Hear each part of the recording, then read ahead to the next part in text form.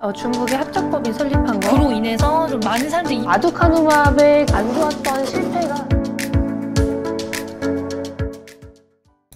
안녕하세요, 월리버입니다.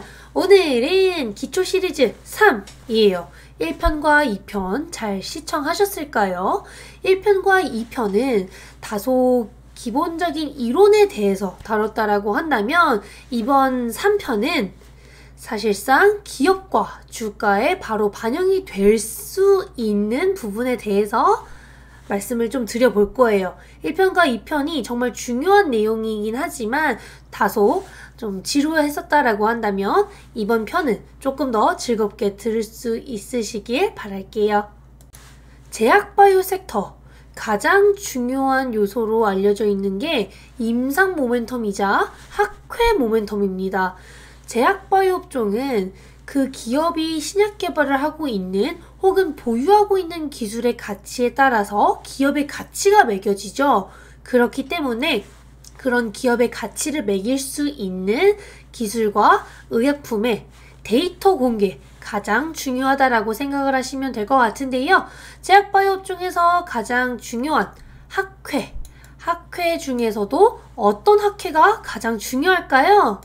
1년간 정말 다양하고 많은 학회가 개최됩니다. 그렇기 때문에 학회도 어느 정도 옥석 가리기가 필요해서 오늘 이렇게 학회 관련해서 어떤 게 중요하고 어떤 질환에서는 어떤 학회가 중요한지에 대해서 설명을 드려보고자 합니다.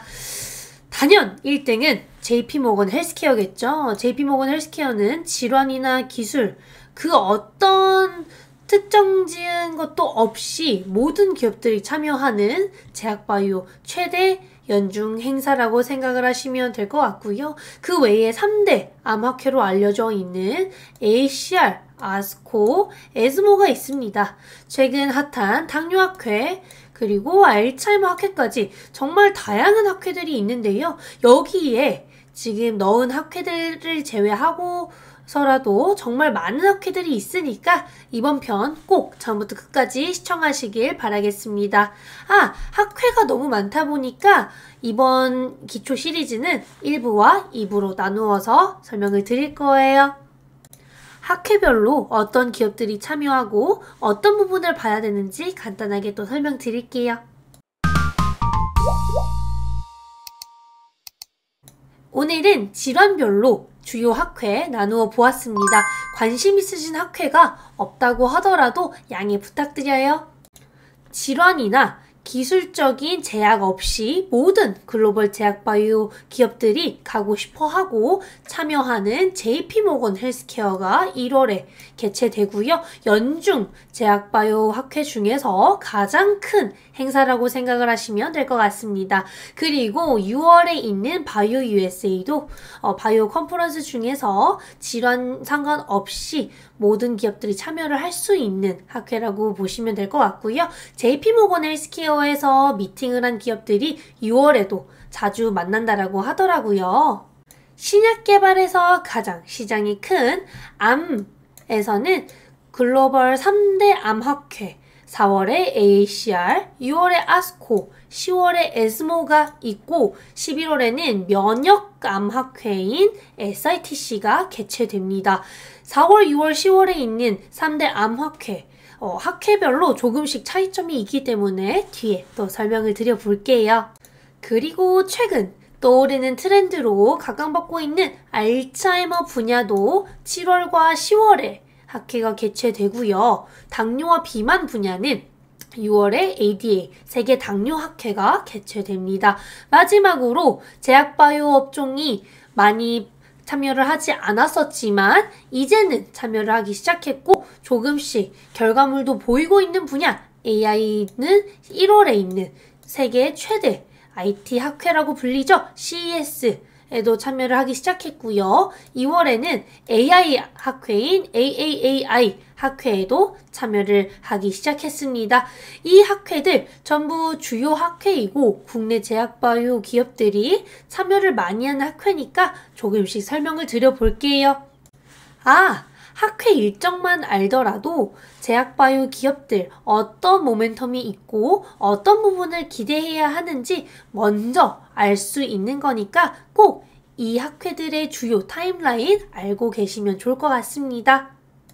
그리고 이 학회에 참여하기 앞서서 초록이 한 2, 3주 전에 발표되기 때문에 그때 기본적인 데이터 알 수 있다는 것도 항상 아시면 좋을 것 같아요.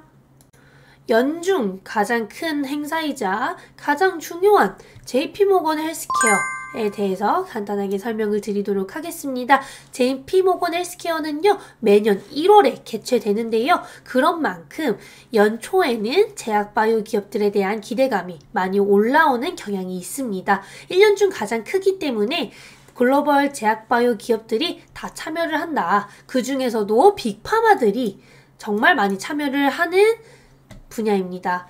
최소 1,500개의 큰 기업들이 참여를 하고 전체적으로는 최소 15,000개의 기업들이 참여를 한다라고 해요. 그만큼 많은 기업들이 참여를 하니까 미팅을 하거나 만날 수 있는 기회가 정말 많아지는 거겠죠.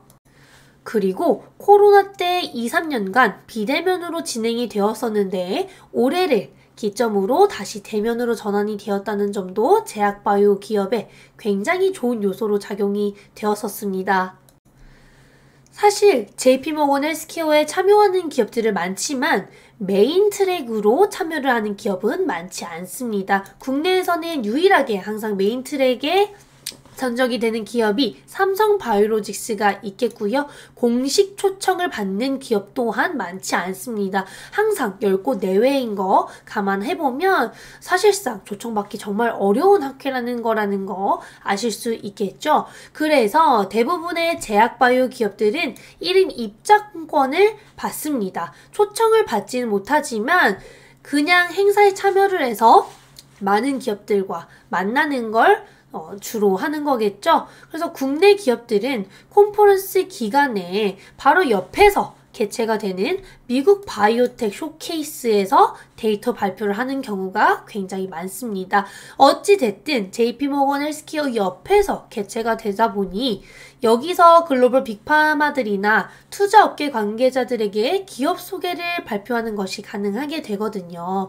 그래서 국내 제약바이오 기업들이 JP모건 헬스케어에 참여를 한다 라고 하는 것은 공식 초청일 수도 있겠지만 대부분 입장권을 받는 수준인 것이고 혹은 미국 바이오텍 쇼케이스에서 데이터를 발표하는 데에서 끝이 나는 경우가 많습니다.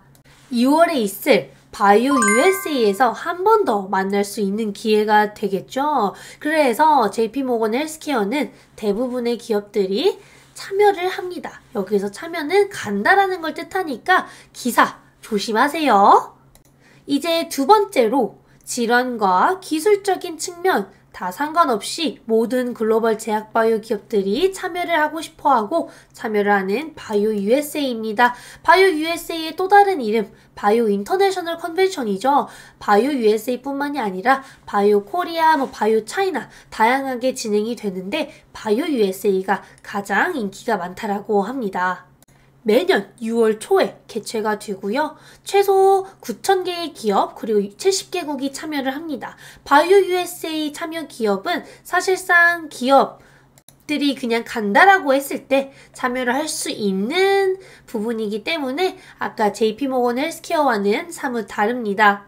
홈페이지에 들어가서 참여 기업 목록을 받아왔어요. 바이오 USA 2023년에 참여한 기업들인데요. 정말로 9,000개 정도의 기업들이 갔더라고요. 그리고 국내 바이오 기업은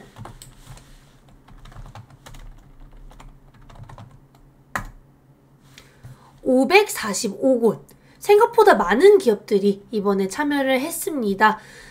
사실상 글로벌 기업들 중에서도 미국 외 국가 기업 참여 비중이 38% 정도나 되니 정말 다양한 국가에서 오는 거겠죠. JP모건 헬스케어의 메인 트랙이나 초청된 기업들이 다소 큰 기업들인 경우가 많고요. 임상 진전이 많이 된 파이프라인을 공개하는 경우가 많은데 JP모건 헬스케어 대비 스타트업과 바이오텍 세션이 많은 게 바이오 USA입니다. 그러니까 국내 제약바이오 기업들도 바이오 USA에 더 참여를 많이 한다라고 보시면 될 것 같고요. 어찌됐든 바이오텍 세션과 스타트업 세션이 많다는 것은 바이오텍에게 기회를 주기 위한 학회라는 걸 뜻하기도 한답니다. 바이오텍 참여율이 높은 만큼 파트너링 기회가 꽤나 많아요. 바이오텍뿐만 아니라 나보다 상대적으로 큰 제약바이오 기업은 전 세계적으로 정말 많겠죠. 그렇기 때문에 바이오 USA 일정도 항상 체크하시는 걸 추천드립니다. 그리고 이제는 암과 관련된 진단이나 치료제에 대한 학회인 거죠. 3대 암학회에 대해서 설명을 드리도록 하겠습니다. 3대 암학회는 아까 말씀드렸다시피 4월에 AACR, 6월에 ASCO, 그리고 9월이나 10월에 개최가 되는 에스모가 있습니다. 4월에 AACR부터 설명을 드릴게요. AACR은 미국 암연구협회예요. 그래서 임상연구 발표를 주 목적으로 하는 학회입니다. 국내 제약바이오가 가장 많이 참여를 하는 암학회라고 생각을 하시면 될 것 같은데요. 왜 이 3대 암학회 중에서 가장 참여율이 높을까요? 당연히 국내 제약바이오 기업들의 임상 진전이 상대적으로 후기 임상 단계보다는 초기 임상 단계에 더 많기 때문인데요. 임상 연구 발표를 주 목적으로 하다 보니까 초기 임상 단계에 있는 기업들이 많이 참여를 하게 됩니다. 그래서 AACR에 참여를 하는 국내 항암제나 진단, 개발 기업들이 제일 많다라는 거. 임상 데이터뿐만이 아니라 전임상 데이터만으로도 참여가 가능하다는 점이 굉장히 특이한 점인데요. AACR은 암 연구를 위해서 설립된 최초이자 가장 큰 규모의 기관이기도 합니다. 최초이기 때문에 임상 연구를 발표로 주 목적을 하는 거고요. 그래서 암과 관련된 진단 기업들도 참여를 할 수 있다라는 거 아시면 좋을 것 같습니다. 그리고 다음으로는 6월에 개최가 되었던 ASCO에 대해서 설명을 드려보도록 하겠습니다. ASCO는 미국 임상 종양학회로 AACR 대비 조금 더 진전이 된 임상 데이터나 상용화가 된 의약품의 임상 데이터를 공개하는 경우가 더 많습니다. 물론 초기 임상 데이터 공개도 있겠죠. 그렇지만 중점은 임상이 진전된 후기 임상 단계나 상용화된 의약품을 대상으로 한답니다. 그래서 상대적으로 국내 제약바이오 기업의 참여율이 낮아요. 바이오텍들은 AACR에 더 많이 참여한다라는 거. 그리고 AACR에 참여한 기업들은 대부분 ASCO에 참여를 하지 않아요. 왜냐하면 이게 텀이 너무나 짧기 때문에 업데이트를 할 임상 데이터가 없을 수 있기 때문입니다. 그리고 ASCO에서도 이번 학회에서 주목을 할 만한 의약품은 무엇이었을까요? 라는 코너가 또 따로 있는데요. 대부분 상용화가 되었거나 임상 후기 단계, 임상 3상에 있는 의약품들을 대상으로 하는 거 생각을 해보시면 확실히 조금 더 유효성이 확보된 파이프라인들 위주로 개최가 되는 학회라는 거 아시면 좋을 것 같습니다. 3대 암학회에서 가장 마지막으로 개최되는 10월 에스모 유럽 종양학회에 대해서 설명을 드리도록 하겠습니다. 에스모는 9월이나 10월에 개최가 돼요. 그래서 일정 체크를 조금 해야 됩니다. 작년에는 9월에 개최가 되었었는데 올해는 10월에 개최가 된답니다. 유럽 종양학회인 만큼 AACR보다는 ASCO와 조금 더 비슷한 결의 학회인데요. 에스코와는 동일하기는 하는데 유럽에서 진행된다는 점이 조금 다른다고 생각을 하시면 되겠네요. 후기 임상 단계나 상용화된 파이프라인이 다수 공개된다라는 점, 그리고 아스코에 발표를 한 파이프라인들이 에스모에 참여하지 않을 가능성도 높다라는 점 아시면 좋을 것 같습니다. 그리고 10월의 에스모는 아직 개최가 되지 않았고 초록도 9월에 발표가 될 것이기 때문에 여전히 모멘텀이 살아있는 학회인데요. 아직 한참 남았다 보니까 참여 기업 관련해서 간단하게 설명을 드려보도록 하겠습니다. 댓글로 요청 주신 분들도 좀 있었어요. 2023년 참여 기업은 어디일까요? 당연히 제가 이번에 작성한 기업들 제외하고도 좀 있습니다만 평이 좋은 기업들 위주로 좀 추려보았습니다. 첫 번째로는 사노피와의 대규모 라이선스 계약을 JP모건에서 성사시켰었던 ABL 바이오인데요. ABL 바이오는 이번에 항암제 관련해서 임상 1상 데이터를 오픈한답니다. 고형암 치료제로 개발 중인 ABL111 임상 1상 중간 결과를 발표하는데요. ABL111은 지금 미국과 중국에서 임상 1상을 진행 중이고 원래 아이맵이랑 미국 임상 1상을 진행하다가 중국으로 확장 임상을 하게 된 거기 때문에 이번 하반기 중간 데이터가 잘 나오게 된다면 업계 주목도가 확실히 오를 수 있을 거라고 예상이 됩니다. 특히 클라우딘 18.2와 4-1BB는 글로벌 빅파마들이 항암제로 좀 관심을 갖고 있는 분야이기 때문에 이번 임상 1상 중간 데이터 항암제에서도 라이선스 계약 가능성에 대해서 알려줄 수 있는 계기가 될 수 있겠네요. 그리고 유한양행이 라이선스 아웃에서 이번에 레이저 티닙의 글로벌 임상을 발표할 얀센이 있습니다. 레이저 티닙의 국내 이름은 렉라자죠. 렉라자와 아미반타맙의 병용 투여 임상 3상 데이터를 발표할 건데요. 지금 9월에 개최되는 세계 폐암학회에서 경쟁사인 아스트라제네카가 타그리소와 화학요법의 병용투여 1차 연구인 플로라2를 발표한다라고 하고요. 타그리소와 화학요법 병용투여가 이번에 혁신치료제로 지정된 만큼 이번 데이터 정말 잘 나와야 될 거라고 생각을 하고 있습니다. 이번 임상 3상 데이터가 정말 중요한 이유는요. 타그리소와 화학요법의 병용투여 데이터와 이번 레이저티님의 아미반타마 병용투여 데이터 어느 정도 비교할 수 있게 될 것이고 이번 데이터를 통해서 레이저티닙이 글로벌 입지가 어느 정도일지가 알 수 있게 됩니다.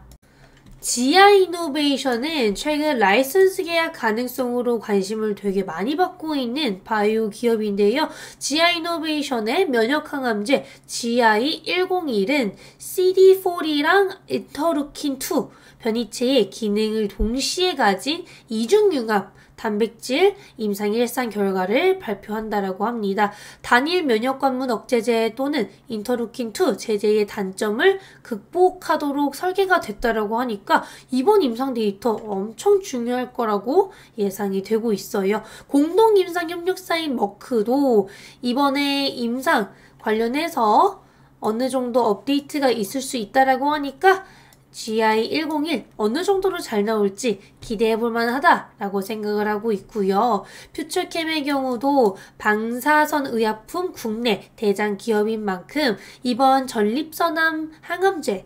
FC705의 미국 임상 1상 데이터 발표를 앞두고 있습니다. 국내와 미국 임상을 진행 중이고 이번 1상 결과를 발표하게 되면 아무래도 라이선스 계약 가능성이 더욱 높아질 수 있지 않을까 생각을 하는데요. 현재 중국이랑 임상에서 모두 임상 2상을 진행 중인데 미국 FDA로부터 허가받은 방사성 의약품은 노바티스의 플로빅토가 있는데 FC705의 임상 데이터로 플로빅토의 데이터 간접적인 비교가 가능해질 거라고 기대를 하고 있고요. 올해 4월에 중국 HTA라는 글로벌 방사성 의약품 탑티어 기업과 텀쉿 계약을 체결했기 때문에 10월 안으로 라이선스 계약을 체결할 예정이라고 합니다.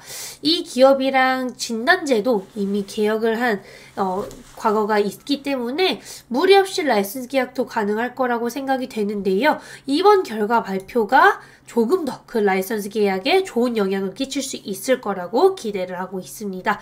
그리고 유상증자로 얘기가 많이 나왔었던 보로노이도 오릭 114를 오릭이라는 기업에 라이선스 아웃을 했는데요. 오릭 114의 임상 1비상 결과가 발표될 것입니다. 오릭 114도 비소세포 폐암 치료제로 개발 중이고 엑손 20에서 first in class가 될 수 있을 거라는 기대감이 워낙 커지고 있는 상황인데 뇌전이 환자를 대상으로도 포함된 데이터를 발표할 것이기 때문에 엑선 20에서 정말 First in Class가 될 수 있는지를 확인할 수 있는 임상 발표가 될 것 같습니다. 그리고 많이들 모르시겠지만 티움바이오도 이번에 경구용 면역 항암제 TU2218 단독 투여 임상 1상 데이터를 발표합니다. TU2218은요, 현재 FDA와 국내 식약처로부터 임상 1, 2상 시험을 승인받아서 단독 투여도 하고 있고 미국에서 키트루다와 병용 임상을 실시하는 중입니다. 이 TGF 베타라는 타겟이 글로벌 빅파마들에게 되게 인기가 많은데 독성으로 대부분 다 임상 중단이 되었었던 타겟이에요. 그래서 이번 데이터가 잘 나오게 된다면 정말 글로벌 빅파마들도 못했었던 이 타겟을 성공시킬 수 있게 되는 계기가 될 수 있을 것 같습니다. 그리고 11월에 열리는 SITC에서도 단독 투여 임상 데이터 한 번 더 발표한다라고 하니까 그것까지 업데이트 받으시면 좋을 것 같아요. 이 두 타겟 모두 글로벌 빅파마들이 굉장히 관심 있어 하는 타겟인데 VEGF는 라이선스 계약도 올해 많이 이루어지고 있고요. TGF 베타는 성공한 사례가 없어서 되게 기대되는 임상 데이터예요. 그리고 큐리언트는 임상 데이터 공개는 아니지만 난치성 항암제 Q901에 디자인 공개를 합니다. 단독 투여 임상 1 이상 디자인을 공개하고요. 현재 키트루다와 병용 임상 준비를 하고 있고 머크 공동연구로 등록이 되어 있는 것이기 때문에 임상 1상에서 유효 용량 확인한 다음에 병용 임상에 진입할 예정이라고 합니다. 이번 디자인으로 그냥 어떤 식으로 진행이 되겠구나 정도만 업데이트 받으시면 될 것 같고요. 에이비온 같은 경우에는 에스모 에 참여하는 게 확인이 된 것은 아니지만 언급이 됐었던 적이 있습니다. 그래서 EGFR 변이 비소세포 폐암 항암제에서 또 많이 나타나는 변이 중 하나인 CMET 저해제인 ABN401의 미국 임상 2상 데이터 공개를 발표할 수도 있을 것 같은데요.